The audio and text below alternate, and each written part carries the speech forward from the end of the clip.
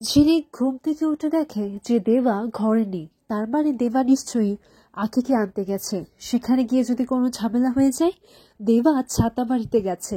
এরপর ঝিলিক নিজেও ছাতা বাড়িতে চলে যায়। অন্যদিকে দেখা যায় গৌরব তার মাকে বলে যে তুমি নিচে চাদর পেতেছো কেন। তখন গৌরবের মা বলে, আসলে একটু সেলাইয়ের কাজ করব তো, তাই ভাবছিলাম নিচে বসেই করি। আখি তো আর আজকাল এইসব করার সময় পায় না, তাই ওই আমিই করছিলাম আর কি। তখন গৌরব বলে, আখি একজন বাইরের মানুষকে নিয়ে এতটা কনসার্ন কেন হয়ে পড়ছেন? কি হয় আখির? আর ওই মহিলাকে যখন আমি আশ্রমে দেওয়ার কথা বললাম, তখন তো ও আমাকে উল্টে বলছে যে ও নাকি এই মহিলার সাথে ওই আশ্রমেই থাকবে। আচ্ছা মা, ওই মহিলার সাথে আখির কি সম্পর্ক, তুমি কি কিছু জানো? তখন গৌরবের মা বলে, না তেমন তো আমি কিছু জানি না। গৌরব বলে, আখি তো প্রত্যেক বছর ওই আশ্রমে ডোনেশন দেয় 10,000 টাকা করে। তখন গৌরবের মা বলে, আখি এত টাকা কোথা থেকে পেল? পর গৌরব বলে যে হয়তো আমরা সবটাই জানি না যা আখির বিষয়ে বলা হয়েছে। মহিলা আর আখির মধ্যে কোনো না কিছু একটা যোগসূত্র তো রয়েই গেছে। এখানে অনেক ফাঁকা আছে মা, যা আমরা জানি না, আর এটা জানতেই হবে। এদিকে দেবা ছাতা বাড়িতে পৌঁছে যায় আর তার পেছন পেছন ঝিলিকও সেখানে চলে আসে। দেবা এসে বলে, আগের বার যে এসেছিলাম গৌরবের ঘরটা যে কোথায় আমার তো মনে পড়ছে না, হয়তো এদিকেই হবে।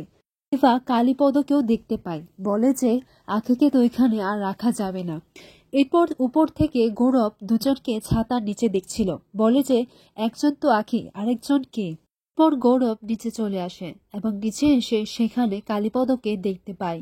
এরপর আখিকে দেখে মানে ঝিলিককে দেখে সে ভাবতে লাগে, ওমা তুমি কি করছোটা কি বলো তো, তুমি এর মধ্যে শাড়িও চেঞ্জ করে নিলে। তখন কালীপদ বলে, শাড়িটা তো খুব সুন্দর। এটা শুনে গৌরব রেগে যায়। গৌরবকে বলে, আচ্ছা আপনি যান, আমি আসছি। আর আপনি যে আমাকে এতটা ভালোবাসেন আগে জানতাম না তো, ঘরে যান, সব হচ্ছে। এরপর এইদিকে দেবাও সবটা শুনতে পায়। বলে, বাড়িতে এমন থাকে যেন ভাজা মাছটা উল্টে খেতে পারে না, এখানে কি এসব করতে এসেছে? ঝিলিক আখিকে গিয়ে বলে যে দেবা এখানে এসেছে।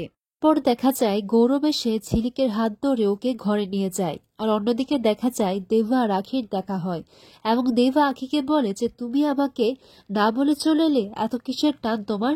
এরপর আখি তার মায়ের কথা দেবাকে বললে দেবা বিশ্বাস করে না, বলে যে উনি যে তোমার মা, উনি নিজের মুখে বলেছেন।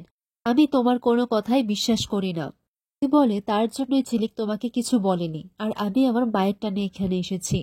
আর আমার মাও নিজের মুখে বলতে পারবে না, কিন্তু ঝিলিক আমাকে কিছু জিনিস দিয়েছে। সেই ছবি আর লকেট আখি দেবার হাতে দেয় আর দেবাকে দেখিয়ে বলে যে এটা আমার ছোটবেলার ছবি। আর এভাবেই আজকের পর্বটি শেষ হয়। আমাদের ভিডিওটি আপনাদের ভালো লেগে থাকলে অবশ্যই লাইক, কমেন্ট, শেয়ার করবেন। এই রকম সিরিয়াল আপডেটস পেতে গেলে আপনারা আমাদের চ্যানেলটিকে সাবস্ক্রাইব করুন। ধন্যবাদ।